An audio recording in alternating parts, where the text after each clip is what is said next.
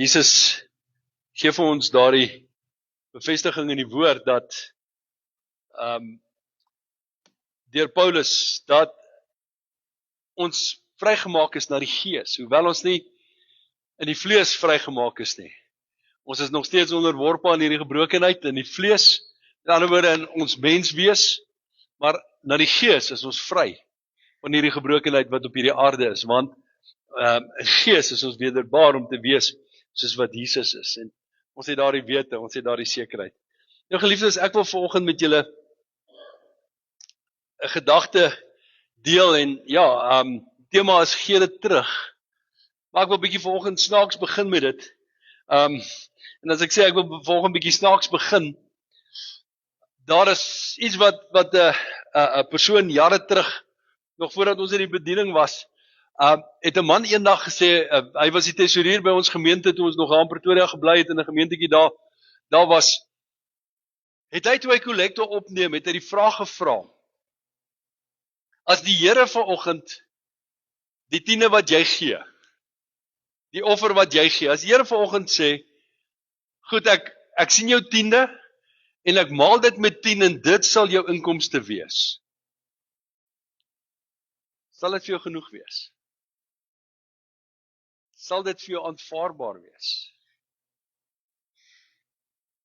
Nou die oomblik toe hy dit gesê het, was dit vir my 'n bietjie van 'n skok gewees, en dit is iets wat my bygebly het, en julle kan ontspan, ek gaan nie oor geld praat nie. Want hierdie het baie meer as net geld in gedagte, of baie meer, dit behels baie meer goed as net geld. Hoewel tiendes belangrik is. Hoewel tiendes nog steeds deel is van kerk wees. Ek hoor daar's mense wat redeneer dat dit is nie meer van toepassing op ons vandag nie, en dis nie waar nie. Daar's verskillende goed wat in die Nuwe Testament gepraat word, tiendes en offergawes, en dis twee verskillende goed. Inteendeel, Jesus het gepraat oor tiendes. Hy sê byvoorbeeld in Markus 12 vers 17 sê hy, betaal aan die keiser wat hom toekom, en aan God wat God toekom. Wat kom God toe? Maleagi 3 sê die woord vir ons duidelik, sê die Here, man, julle beroof my, omdat julle nie julle tiendes bring, en dan gee hy 'n uitdaging, hy sê, beproef my. So dis deel van kerk wees steeds vandag. En so is daar verskeie ander skrifte ook, in Matteus 23, sê Jesus byvoorbeeld, wie julle skrifgeleerders en fariseërs, gefeinstes, want julle gee tiendes van kruisement en anys en koljander, en die swaarste van die wet, laat julle na. Die reg en die barmhartigheid en die trou. Dan sê Jesus, hierdie dinge behoort julle te doen. Wat se dinge? Die tiendes wat hulle gee. Hy sê, dit behoort julle doen sonder om die ander na te laat. En so is daar verskeie ander skrifte, ek kan nie by Lukas ook stil staan, maar ek wil nie vanoggend oor tiende praat nie. Hoewel dit vir ons baie belangrik is, ek wil vanoggend net so 'n bietjie verder gaan, en ek wil oor hierdie konsep praat, van dit wat ons vir die Here gee. As die Here vanoggend sê, maar dit wat jy vir my gee, gaan ek in die maat, volgens die saad wat jy in die grond gesit het, gaan ek aan jou teruggee. Gaan dit vir jou genoeg wees? Gaan dit vir jou die geestelike ervaring hê, wat jy graag wil hê? En as ek praat van 'n geestelike ervaring, dan praat ek van die krag van die Here wat in jou lewens moet werk, want jy sien, ons verwag van die Here om sekere goed in ons lewens te doen. Maar ons doen nie eers die basies wat die woord van die Here vir ons gee om te doen. Ons verwag die Here moet sekere aspekte, sekere seëninge, sekere gawes, sekere werk in en deur ons lewens doen. Maar ons wil agteroor sit en ons wil wag dat die Here dit in ons moet doen. En ek wil vir julle sê, dit werk nie so nie. Dis nie hoe dit werk nie, dit het nog nooit so gewerk nie. En vandag is ons in 'n kitstyd, ons wil agteroor sit, en ons wil alles sommer vinnig ai, en ons wil sommer die guns en die seën van die Here ook ai. En ek wil volgens vir jou sê, jy kan dit nie doen nie. Waar dit by die Here kom, is daar nie 'n quick fix nie. Waar dit by die Here kom, is daar nie 'n vinnige ervaring sodat jy iets kan kry en vorentoe gaan nie. Wanneer dit by die Here kom. En ons het nou net gesing. Dan praat ons van die groot almagtige, heilige God, wat die hemel en die aarde gemaak het, wat my en jou gekunstig geweef het in ons moederskote, wat drome droom oor ons, wat planne het vir ons lewens. Maar ons het ons geestelike lewe het ons 'n kitsding gedoen, van as ek wil hê, gee ek net. As ek hierdie uitkoms wil hê, moet ek net hierdie insit. Ek wil vandag vir jou sê, God se manier van dinge doen is nie soos 'n bank met vasgestelde rentes nie. Jy sien, God verwag dat ek en jy in verhouding met hom sal staan, en vanuit daardie verhouding, dat ons dit wat hy vir ons gegee het, sal beoefen en sal bewerk in ons lewens. Jesus kom en hy sê baie interessante ding. Hy sê dan in Johannes 4 vers 34, en ek het dit al vir julle voorgehou, hy sê, my voedsel is om die wil te doen van hom wat my gestuur het, en om sy werk te volbring. My voedsel is om die wil te doen van hom wat my gestuur het. Het jy al gewonder hoekom ons baie keer geestelik leeg voel? Hoekom ons baie keer geestelik honger voel? Baie eenvoudig, ons is nie besig met die wil van God in ons lewens nie. En omdat ons besig is met ons eie goed, ons eie agendas, en ons eie manier van dinge doen, staan ons alleen, staan ons leeg. Kom ons op 'n plek waar ons uitroep en sê, Here, waar is U? Die feit is, die Here is die hele tyd by jou, hy is in jou deur sy gees, maar omdat ons so besig is met ander goed en ander agendas, het ons nie tyd om te reken met wat binne ons aangaan nie. Het ons nie tyd om stil te word en ons ore oop te maak om te hoor wat die Heilige Gees in ons wil gee nie. Ons is so besig om onsself te regverdig, en hierdie woord was nog glad nie in volgens se preek nie, maar is nou die derde, vierde week in 'n ry wat hierdie woord uitkom, wat ons so selfgesentreerd is, dan nie die plek is vir die Heilige Gees om in ons lewens te werk nie. Geliefdes, ons het 'n probleem wanneer dit in ons lewens plaasvind. Jy sien, want wanneer Jesus sê, my voedsel is om die wil te doen van hom wat my gestuur het, en om sy werk te volbring, dan kom Jesus, dan sê man, weet jy wat, ek is 'n rentmeester van dit wat my Vader my gegee het om te doen. Ek is 'n rentmeester. Nou interessant genoeg, die woord rentmeester kom nie noodwendig in die Bybel presies voor nie, maar die konsep rondom rentmeesterskap kom verskeie kere in die Bybel voor, en ek gaan nou vir julle dit wys, maar dit sluit alles in jou lewe in, dit sluit jou finansies in, dit sluit jou gawes in, dit sluit jou familie in, dit sluit jou buurman in, oor hoe jy teenoor jou buurman, die mense by jou werk, hoe jy in jou werk self funksioneer. Want daar is selfs 'n verantwoordelikheid ten opsigte van rentmeesterskap, wanneer ons by ons werke is, hoe ons werk. Want weet julle, baie keer wonder ons, maar Here, hoekom seën U my nie in my werk nie? Wel, omdat jy nie jou werk doen nie. Jy is nie besig om God te verheerlik in jou werk nie, en omdat jy nie besig is om jou werk te doen nie, omdat jy nie besig is om dit wat God vir jou gegee het om te doen nie, kan God jou nie aanbeveel vir bevordering nie. En dan wil ons moan, Here, hoekom groei goed in my rondom my nie? Wel, begin doen wat die Here vir jou sê. En jy sal agterkom dat hy doen deur sy woord in jou lewe wat dit sê. Jy sien, ek en jy is geroep om 'n rentmeester te wees vir dit wat God aan jou toevertrou het. En soos ek gesê het, dit sluit alles van jou geld reg deur tot jou gesin. Broer, suster. Sluit jou ouers. En dit sluit ons almal in. God roep ons om rentmeesterskap op te neem.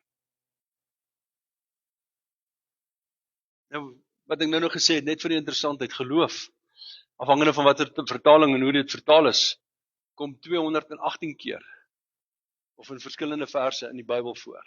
Redding, 215 keer. Rentmeesterskap,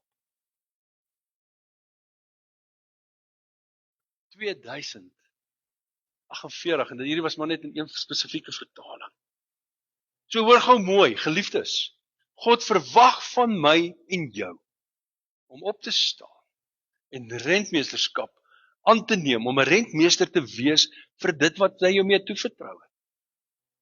Ons verwag die Here moet vir ons meer gee.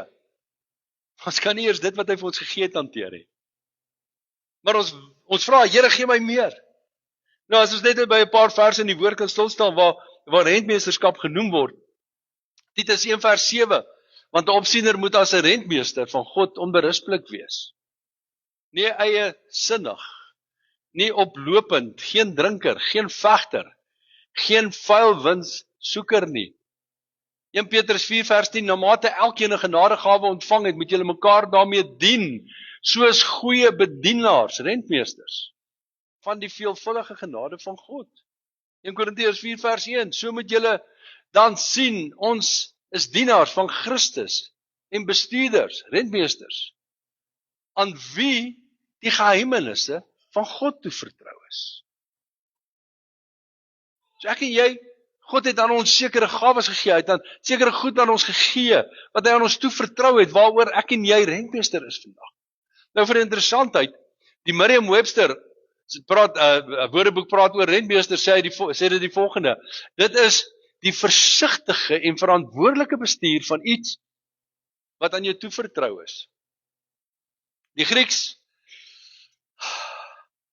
oikonomos of so iets. Een wat die gesag en verantwoordelikheid het vir iets. Een wat in beheer is. Een wat verantwoordelik is. So as ek net in kort kan sê, wanneer ons gaan kyk na rentmeester, dan sê dit, dis 'n rentmeester, kyk na iets wat aan iemand anders behoort. Sê dit vir ons, 'n rentmeester het gesag om dit te bestuur wat aan hom toevertrou is. Sê dit 'n rentmeester is verantwoordelik vir dit wat aan hom toevertrou is. Gaan verantwoording doen aan die eienaar. So in kort, as ons net vandag kyk na wat die woord rentmeester beteken. As ons kyk na die voorbeeld wat Paulus ons gegee het in die skrif wat ons nou net gelees het, 1 Korintiërs 4 vers 1 sê, ons is dienaars van Christus en bestuurders, rentmeesters aan wie die geheimenisse van God toevertrou is. So waarvan sê Paulus is hy 'n rentmeester? Hy's 'n rentmeester van die geheimenisse van God wat aan hom toevertrou is. En as ons gaan kyk deur die woord, as ons net hierdie Bybel vat, is meer as die helfte van die Nuwe Testament is deur Paulus geskryf. Want hy was getrou gewees in dit wat God aan hom toevertrou het.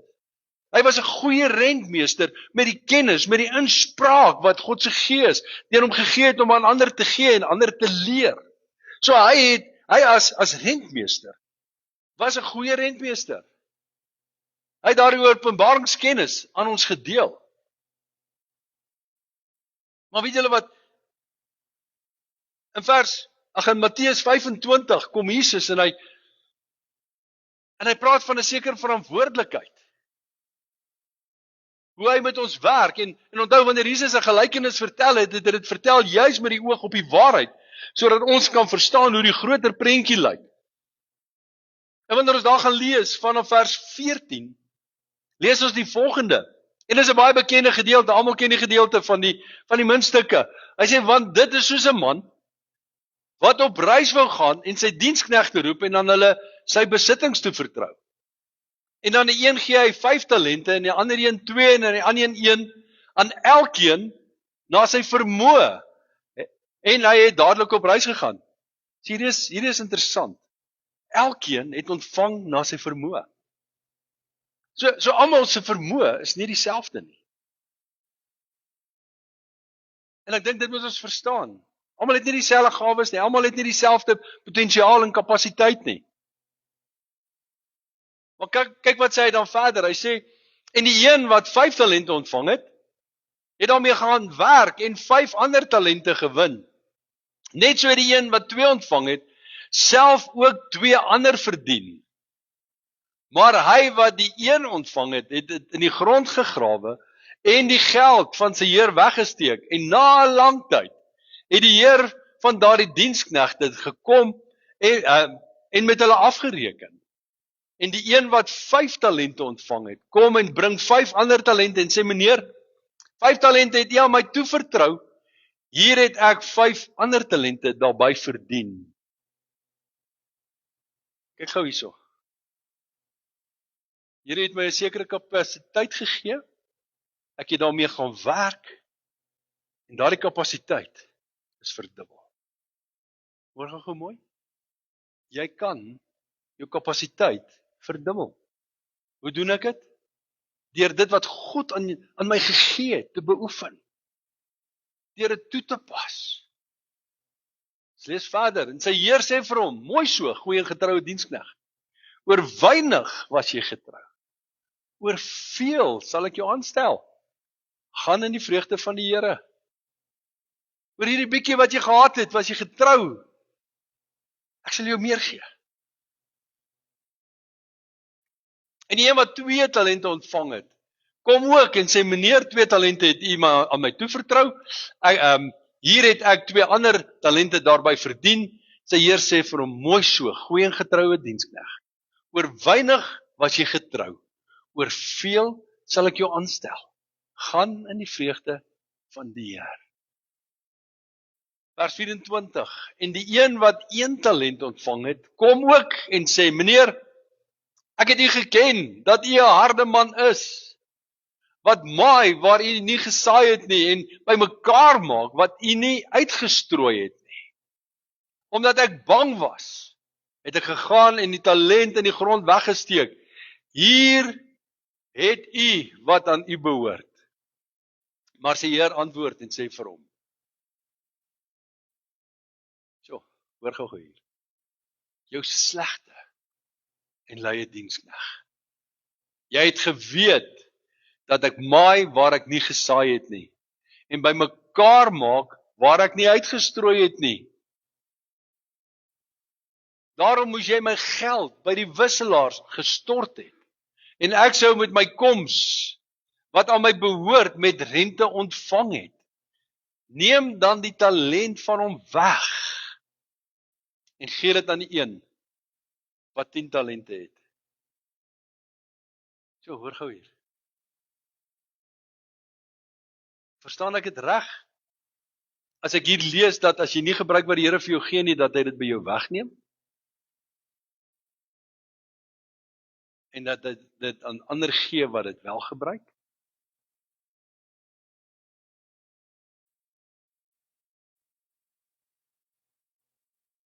Dis nogal 'n interessante ding, né? Ek het eendag 'n praatjie op radio geluister en ek gaan so effens vinnig van die punt afgaan. En die praatjie het spesifiek gegaan oor wanneer 'n mens jou werk verloor. En die interessante ding was dat hulle gesê het dat wanneer jy jou werk verloor en jy begin nie dadelik weer te werk of binne 'n kort tydjie werk nie, maar jy bly sonder werk vir 'n lang tyd.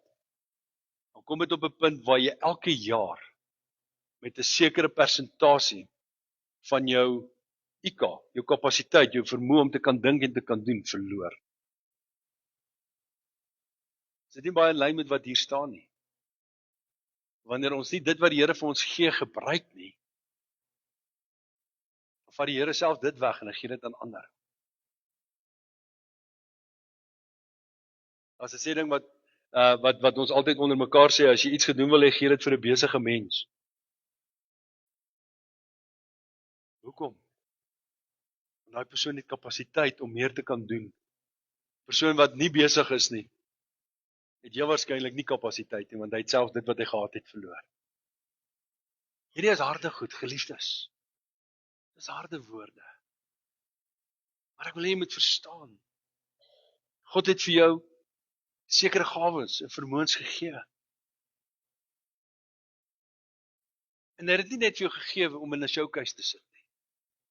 Hy het dit vir jou gegee sodat dit diensbaar aangewend kan word in die liggaam van Christus, in die kerk, waar jy werk, waar jy beweeg. Vers 29 sê Jesus, want aan elkeen wat het, elkeen wat talente het, elkeen wat vermoë het, elkeen wat dit wat aan hom toevertrou is gebruik, sê Jesus, sal gegee word en hy sal oorvloed hê. Dan sê hy maar van hom wat nie het nie. Met ander woorde, hom wat nie gebruik wat God vir hom gee nie, sal selfs dit wat hy het weggeneem word. Ook wat hy het. Vers 30 sê, en werp hierdie nuttelose diensknegt uit die buitenste duisternis. Daar sal geween en geknars wees van tande. Nou wanneer ons net vandag kan opsom wat ons hier gelees het, die eerste punt, alles behoort aan die Here. Geliefdes, alles behoort aan die Here. Alles wat jy het, behoort aan die Here. Jou finansies, jou besittings, jou gesin, jou familie, jou werk. Selfs die asem wat jy nou mee asemhaal, behoort aan die Here. So ons het absoluut niks om vir hom te gee wat hy nie vir ons gegee het nie. Alles behoort aan hom. Tweede punt. God het nie vir almal dieselfde aantal talente gegee nie. Soos wat ek nou gesê het, ons verskil. Hier is mense hier wat absoluut net briljant is. Jy weet, gee hom 'n gedagte en hy skep iets wonderlik vir jou. Dan is hier mense wat hard moet werk om dieselfde ding reg te kry. En weet jy, dis oukei. Dis oukei as jy nie die vermoëns en die talente van ander ouens het nie. Dis oukei, maar dit wat God vir jou gegee het, doen dit na die beste van jou vermoë. Gebruik dit na die beste van jou vermoë en jou kapasiteit sal groei. Derde ding is, die Here het dieselfde verwagting van elke ene. Wat sê ek hierdeur? Hoor gou mooi. Die ou wat die 5 talente gekry het, die ou wat die 2 talente gekry het, en die persoon wat 1 talent gekry het die huisheer dieselfde van verwag. En wat interessant is, die een wat 2 gehad het en die 2 verdubbel het dieselfde lofprysing gekry as die een wat 5 gehad het en 5 verdubbel het. So, as jy meer het, is daar 'n bietjie meer wat van jou verwag word. Maar dieselfde was ook verwag van die een wat 1 gehad het. En daarom wil ek vanoggend vir jou sê, God het dieselfde verwagting van elkeen van ons, van my, van elkeen, om Andrei, van elkeen van ons, het hy dieselfde verwagting. Dat ons dit wat hy ons gegee het, dit wat hy aan ons toevertrou het, of dit geld is, of dit gawes is, of dit talente is, of dit vermoë is om kos te maak, of gasvryheid, of profetiese gawe, wat ook al jou gawe mag wees. God het die verwagting dat ons dit sal ontwikkel en daarmee sal werk. Die realiteit is dat, ek lees nie dat die ouens dit gaan soek het nie. Dis vir hulle gegee. En ek wil jou aanmoedig. As jy nie weet wat jou gawe is, wat jou vermoë is, as jy nie weet wat die wil van die Here in jou lewe is nie, gaan op jou knie en begin te vra daarvoor. Want die woord sê, wanneer ons God soek, wanneer ons sy wil bid, sal hy ons antwoord en sal hy vir ons gee. 5de punt, negativiteit bring jou nie ver nie. Weet julle wat, daai 2 manne wat Jesus hiervan vertel, hulle het gevat en hulle het gaan werk.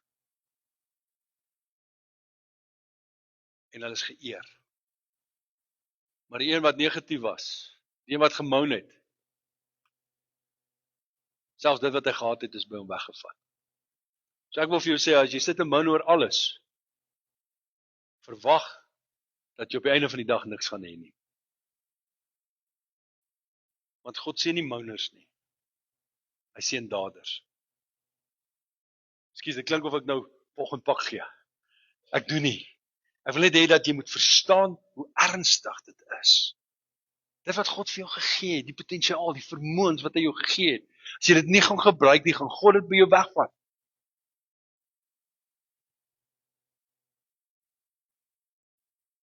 En dis nie wat hy wil hê nie. En ons kan sê, maar is dit nou regtig op ons van toepassing? Kom ons gaan kyk net gou terug na een van die skrifversies wat ek nou gelees het. 1 Petrus 4 vers 10. Sê Petrus, nou mate elkeen 'n genadegawe ontvang het. Sê 'n bietjie vir jou langs jou, jy het 'n genadegawe ontvang.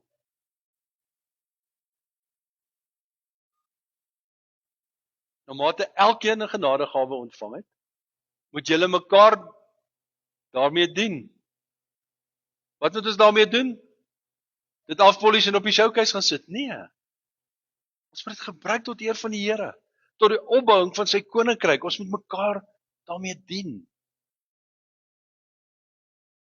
Soos goeie bedienaars, rentmeesters, van sy veelvuldige genade van God.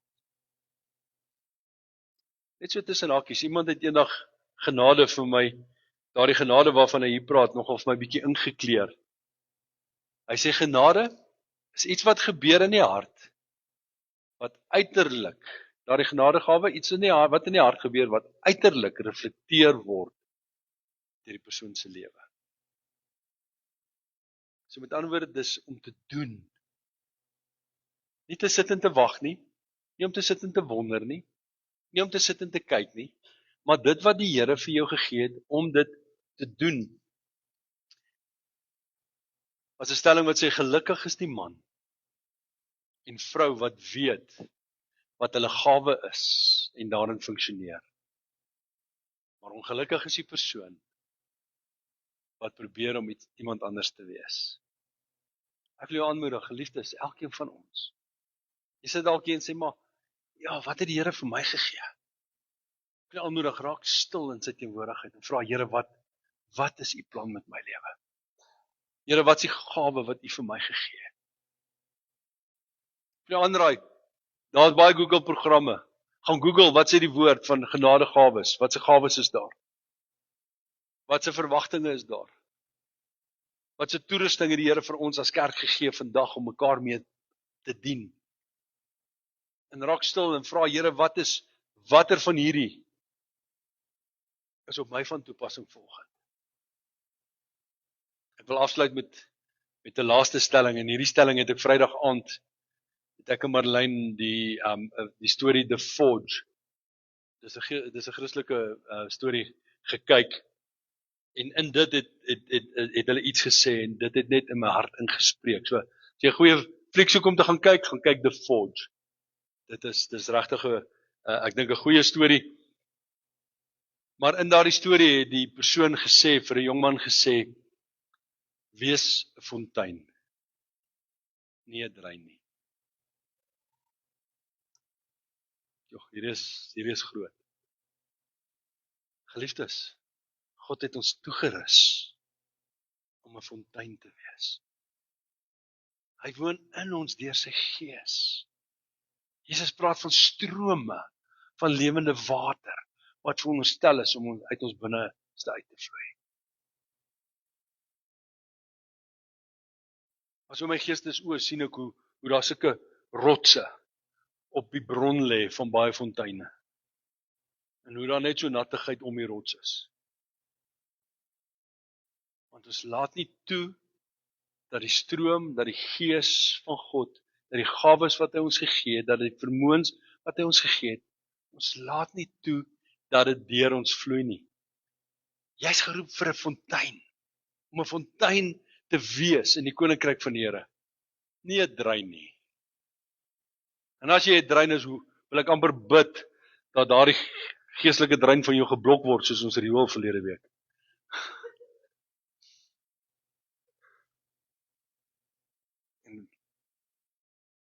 En dat jy 'n fontein sal word, sodat die heerlikheid van die Here in en deur jou sal werk.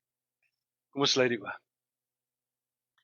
Here, dankie dat U ons geroep het om 'n fontein te wees en nie 'n drein nie. Dankie dat U vir elkeen van ons gawes gegee het. Here, dat U ons toevertrou het met sekere besittings. Here, dat U ons toevertrou het met die kapasiteit en die vermoë om in U koninkryk te kan werk, om saad in die grond te kan sit. Here, om fondasies neer te lê vir U koninkryk in mense se lewens. Here, om 'n impak en 'n verskil te maak waar ons ook al beweeg. En ek wil bid vanoggend, Here, vir elke persoon wat vanoggend hierdie boodskap hoor. Here, dat elkeen vanoggend net hulle harte sal oopmaak en Here, daardie introspeksie sal begin doen om nie net hoorders te wees nie. Here, nie om 'n drein te wees nie, maar Here, om 'n fontein te wees. Here, waardeur U kan werk, waardeur U kan vloei, waardeur U plan en U wil kan bewerk. Here, want wanneer ons 'n fontein is daar oorvloed. Wanneer daar 'n fontein is, Here, dan is daar lewe. Wanneer ons 'n fontein is, Here, dan gee ons, dan word ons geseën of is ons geseën om ander te kan seën en dis die hartklop ook vir ons. Here, dat ons nie net 'n ou droë dam sal wees of 'n dam vol slyk sal wees nie. Maar Here, dat ons 'n dam sal wees waardeur daar 'n vloei van U Gees en die krag is. En ek wil bid vir elkeen, Here, dat ons harte sal oopmaak. Dat ons gees sal oopmaak. Sodat U in en deur ons kan werk. Here, want U plan in ons lewens is volmaak. U doel in ons lewens is volmaak. En ek bid, Here, dat U manne en vroue sal oprig wat sal opstaan en sê, maar vir die Here wil ons iets doen. Dis nou lank genoeg wat ons gesit en wag het. Dis tyd om te doen. En dankie, Here, dat U ons vertrou met 'n bietjie. Here, maar wanneer ons daarmee werk, Here, dan ontkiem dit en dit dra vrug. Wanneer ons daai saad wat in ons lewens ingeplaas het in die grond sit, Here, gebeur daar iets en daardie saad het 'n opbrengs. Daarom vra ek, Here, dat U ons sal help, dat ons verby ons eie idees, ons eie beplanninge, ons eie agenda sal kyk, maar U agenda raak sal sien. Here, dat ons verby ons eie gemak sal kyk. Here, en U plan, U werk sal raak sien. Ons sê vir U dankie, Here. Dankie vir U liefde, dankie vir U grootheid. Dankie vir U voorsiening in ons lewens. U kom toe al die lof en al die eer in Jesus kosbare naam. Amen.